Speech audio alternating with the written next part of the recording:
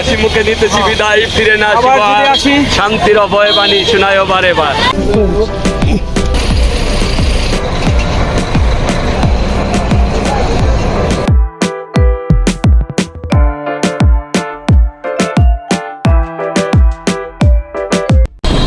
রনে বনে জলে জঙ্গলে যেখানেই বিপদে পড়িবে আমাকে স্মরণ করিও, আমি রক্ষা করিব।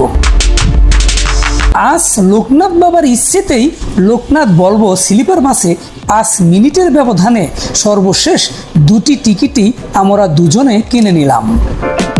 স্লিপার বাসের টিকিট নিলাম এইমাত্র। আর আমার খুব কাছের বন্ধু কার্তিক সরকার, আমি গতকাল এসেছিলাম শিলিগুড়ি, সেখান থেকে গিয়েছিলাম নকশালবাড়ি, আমার বন্ধুর বাড়িতে ছিলাম। আর আজকে কলকাতার উদ্দেশ্যে এই শিলিগুড়ি বাস স্ট্যান্ডে এসেছি, টিকিট নিয়েছি। ওরা দুজন না আমাদের ছেড়ে দিতে আসছে এই বাস স্ট্যান্ড পর্যন্ত। তো আমরা বাসের টিকিট করলাম অলরেডি, এরা আমাকে সহযোগিতা করেছে।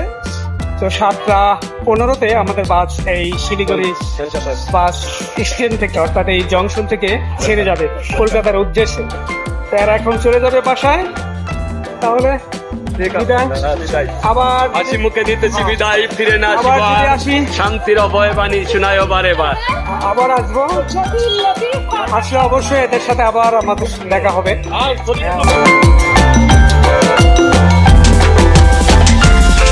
আজ শিলিগুড়ি থেকে কলকাতা পর্যন্ত লোকনাথ ভলভো বাসের সম্পূর্ণ জার্নিটি আপনাদের মাঝে শেয়ার করব। অবশ্যই আপনারা আমার সাথে থাকবেন।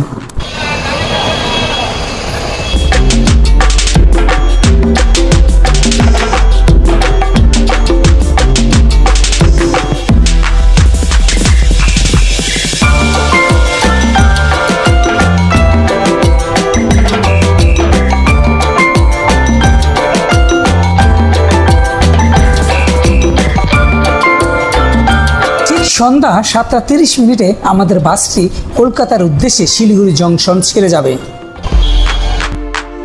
এখন সময় সন্ধ্যা 7:15। এখন আমরা বাসে উঠব।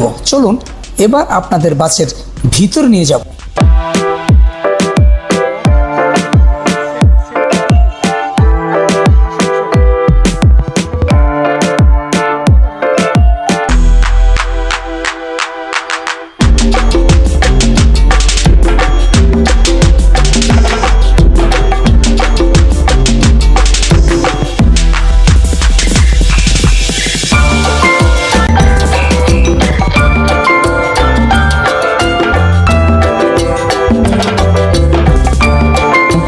দোতলার ডেকে রাইট সাইডে রয়েছে 2টো সিট আর লেফট সাইডে সিঙ্গেল সিট। তো এখানে সিঙ্গেল একজন শুয়ে বসে যেতে পারবেন, আর রাইট সাইডে দুজনের জন্য ব্যবস্থা রয়েছে, দুজন শুয়ে বসে যেতে পারবেন।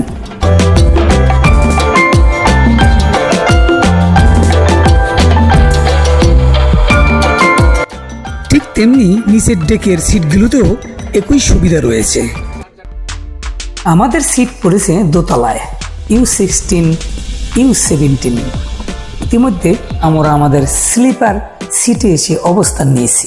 দুজনের সিট রয়েছে, দেখতে পাচ্ছেন এখানে দুজনের সিট রয়েছে। এখানে চার্জ দেওয়ার জন্য ব্যবস্থা রয়েছে, আপনি মোবাইল চার্জ দিতে পারবেন। এখানে চার্জার যে কেবলটি আছে শুধু সেটা এখানে সেট করলেই জয়েন করলেই আপনার মোবাইলের সঙ্গে কানেক্ট করতে পারবেন। ব্যাগেজ রাখার জন্য, ছোটোখাটো কিছু রাখার জন্য সুব্যবস্থা রয়েছে। তো এখানে সুইচ রয়েছে, আপনি চাইলে এই সুইচ দিয়ে লাইট অফ করতে পারবেন এবং অন করতে পারবেন, সেই ব্যবস্থা রয়েছে। ঠিক নির্দিষ্ট সময়ে লোকনাথ বাবার আশীর্বাদে লোকনাথ বলবো স্লিপার বাসে শুয়ে শুয়ে স্বচ্ছ কাছের ভেতর থেকে শিলিগুড়ি রাতের শহর দেখতে দেখতে আমাদের যাত্রা শুরু হলো কলকাতার উদ্দেশ্যে।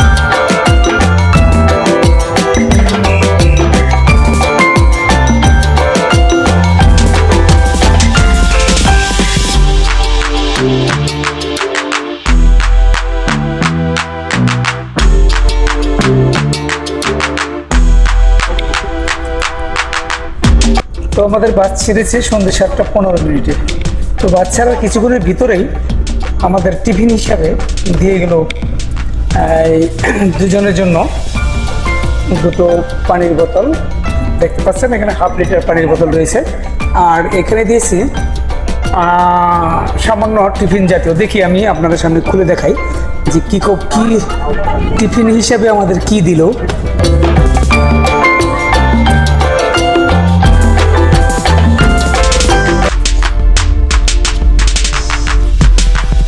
তো দেখতে পাচ্ছেন এখানে একটি কেক রয়েছে, একটি কেক। আর এখানে একটি রোল রয়েছে, ক্রিম রোল, যেটা বিস্কিট জাতীয় ক্রিম রোল। আর এখানে একটি জুস রয়েছে। আর এটা টিফিন হিসেবে দিল। এখন তো এটা আমরা এখন খাবো, এই কীরকম সুস্বাদু। আপনারা আমার সাথে থাকবেন। তো নাস্তা দিয়েছে, তো কেক খাচ্ছি। তো বেশ ভালো, কেকটা সুস্বাদু বলা চলে। যখন ঘুমিয়ে পড়বো তখন এটাকে টেনে অফ করে দিলাম। এখানে লাইট রয়েছে, তো শান্তি মতো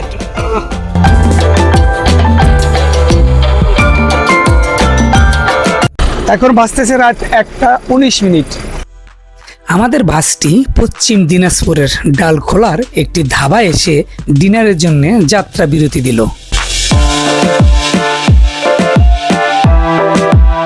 যে যার মতো বাস থেকে নেমে পড়লো ডিনার করার জন্য। আমরাও বাস থেকে নেমে পড়েছি।